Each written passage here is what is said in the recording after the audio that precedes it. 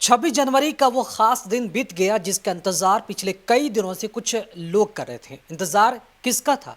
वो कौन है जिसके रिहाई को लेकर राजनीतिक सरगर्मी पिछले दिनों से काफी तेज चल रही थी कि 26 जनवरी 2023 को उनके नेता जेल से बाहर निकलेंगे और उनके समर्थक खुशी से झूम उठेंगे।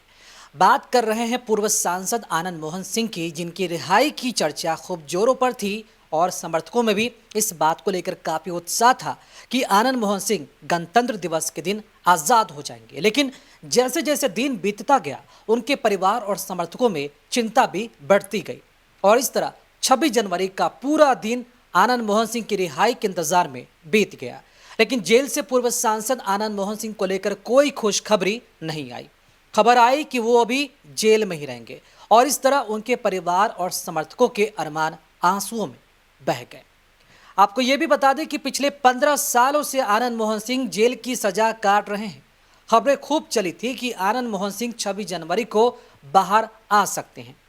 3 जनवरी को राज्य सरकार के मंत्रिमंडल में 26 जनवरी को व्यवहार कुशल कैदियों की रिहाई का फैसला लिया गया था। राजनीतिक गलियारों में ऐसी संभावनाएं जताई जा रही थी कि इसमें आनंद मोहन सिंह का नाम भी शामिल है। लगातार आनंद मोहन के लिए परिहार की मांग चल रही थी। पिछले दिनों आनंद मोहन पैरोल पर बाहर भी आए थे। इस दौरान उन्होंने अपनी बेटी सुरभि आनंद की सगाई में शामिल हुए थे। आपको बता दें, इस सगाई समारोह में बिहार सरकार का पूरा अमला शामिल हुआ था।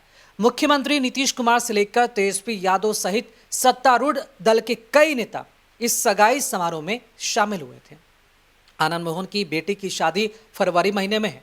उसके बाद आनंद मोहन के बड़े बेटे और आरजेडी विधायक चेतन आनंद की शादी अप्रैल मई में होनी है। ऐसे में अब उम्मीद भी ये जताई जा रही थी कि आनंद मोहन सिंह 26 जनवरी को जेल से रिहा हो सकते हैं। दरअसल 3 जनवरी को हुए कैबिनेट की बैठक में परिहार पर मुहर लगा दी गई थी। माना जा रहा था कि इस परिहार में आनंद मोहन सिंह का नाम भी हो सकता है। राज्य सरकार के हावभाव से भी यही लग रहा था कि रिहाई को लेकर जो कुछ प्रक्रियाएं थी वो लगभग पूरी हो गई है। अब बस 26 जनवरी का इंतजार है। लेकिन ऐसा कुछ भी नहीं हुआ।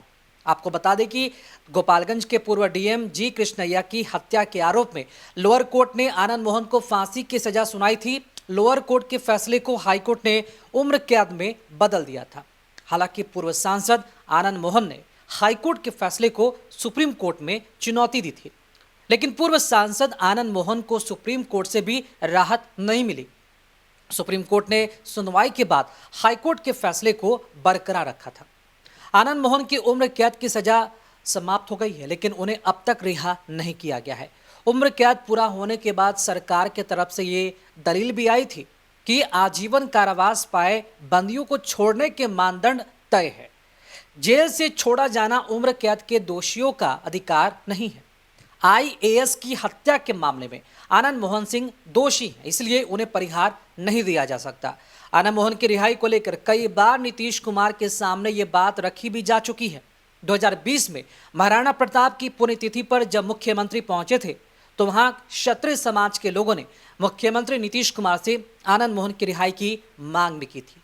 कानून के जानकारों के मुताबिक एक नोटिफिकेशन के कारण आनंद मोहन सिंह और उनकी तरह सैकड़ों कैदियों के जेल से बाहर निकलने का मामला फिलहाल अटक गया है। सरकार चाहे तो यह बेहद आसानी से किया जा सकता है।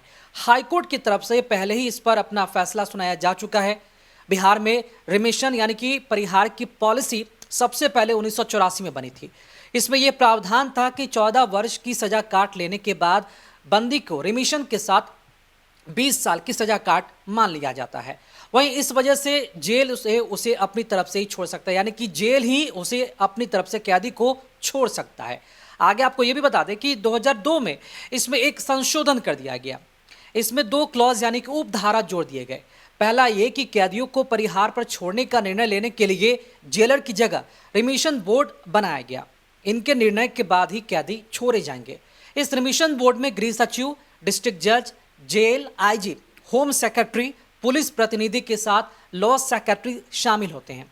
दूसरा क्लॉज ये कि 5 कैटेगरी के कैदी को नहीं छोड़ने का प्रावधान इसमें शामिल किया गया। ये कैदी ऐसे होते हैं जो एक से अधिक मर्डर, डकैती, बलात्कार, आतंकवादी साजिश रचने और सरकारी अधिकारी की हत्या के दोषी होंगे। उनको छोड़ने का निर्णय सरकार लेगी। आनंद मोहन एक सरकारी अधिकारी की हत्या के दोषी हैं। ऐसे में उन्हें परिहार कैसे मिल सकती है, ये भी सवाल उठ रहा है।